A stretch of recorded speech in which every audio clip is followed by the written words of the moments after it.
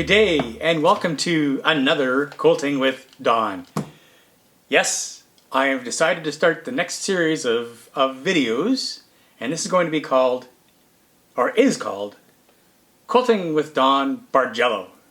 As I talked about in my last series of videos where I did the Vista Boxes quilt you see behind me, and I'll show you a few clips from that, I decided to do a Bargello quilt. Why, you ask? Well, I like color, as you can see.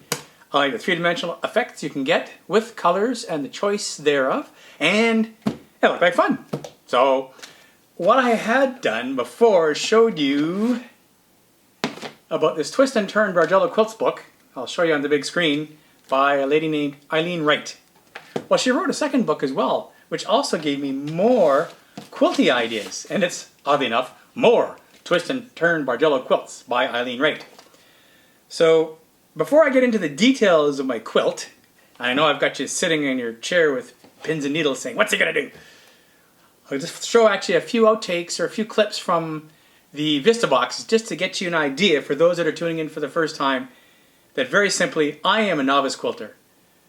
I don't do this as a full-time hobby. I have many other hobbies, but I enjoy doing this. And the response I've had from the last Quilting with Dawn videos was rather encouraging. So I'm going to keep doing it because y'all seem to like it. Anyway, so here's some clips from Vista Boxes just to get you warmed up. Hey, if you're one of those folks, cool, thank you. All right, enough of that mutual adoration, as it were. Actually figured, you know what, if you can fold over your fabric on itself when you're making strips, why can't you fold your strip over on itself for the triangles? Adore you. Wow. I'm not paying enough attention to you. There we go. And let the sewing begin. So I'm going to talk to my quilting consultant. It could be just the way I'm holding the fabric, but this isn't going to work. Update. He's got off my lap now and he's on the ironing board. This really is a quilting cat.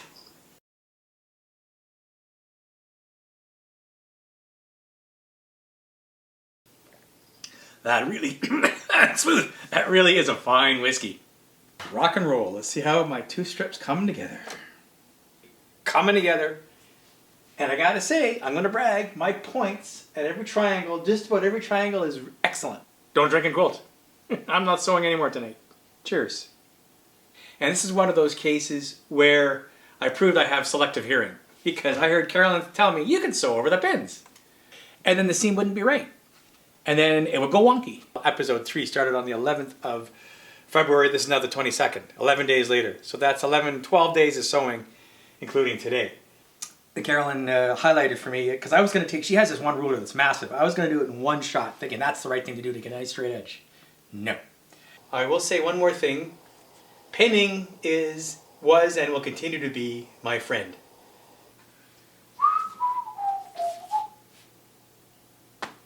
And I was just talking to Carolyn, she says, she did it over again, she would have got a 12-foot frame. It's like, I think it's 1 or 2 foot-itis.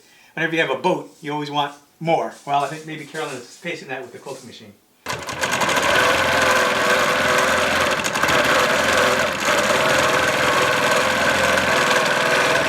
And here's to getting my studio back. There is that. Actually, the fabric lines up very well, so that's a good process. I'll just keep doing that. I already done a test patch. So what you do is you glue, and then you iron to set it. Simple as that. I hope you got something out of this. As you know, it was great for me. I'm hoping you learned a bit too. And if not, at least you had a good chuckle along the way with some of my foibles and mistakes. That's the kind of thing I do. I figure stuff out. I get a lot of advice from my quilting advisor, Carolyn, my lovely wife, who's been doing quilting for at least 20 years.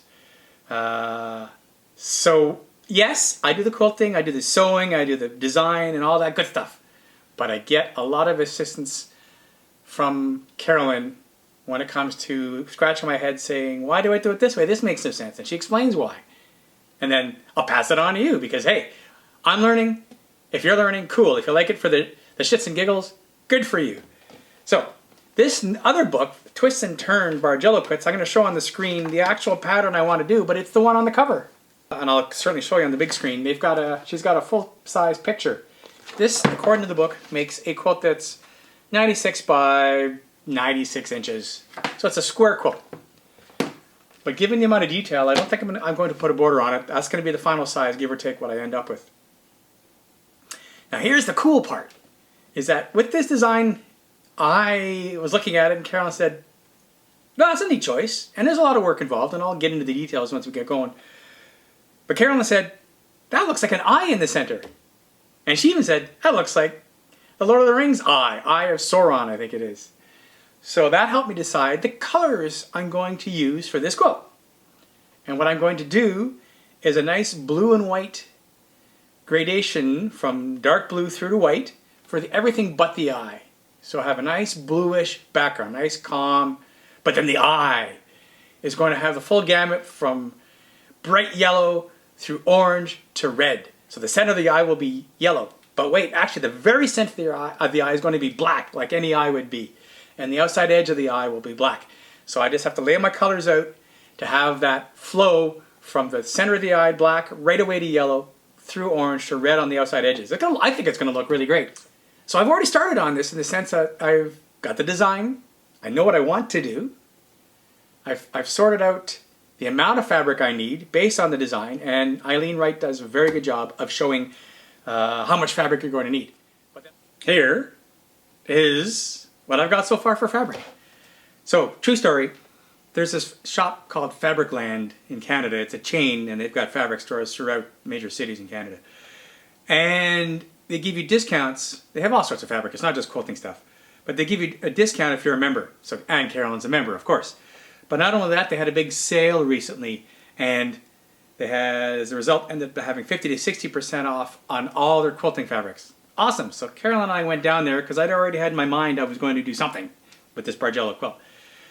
And I started looking for fabrics, and I was pulling stuff off the shelf here and there, and Carolyn said, stop. Stop right there. Make sure you know what it is you want to do, exactly what colors you want, and what you want it to look like. And also, just because something's a good deal doesn't mean it's a good fabric. Aha, so I stopped, I paused, thought about it, and of course Carolyn is right. Then I ended up focusing on what I really liked first, and then expanding from there.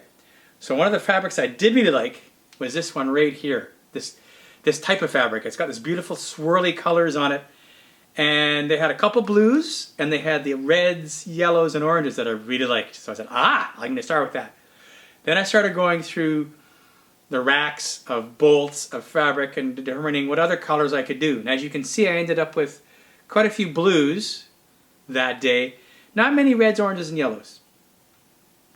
I've got 1, 2, 3, 4, 5, 6, 7, 8, 9, 10 different blues.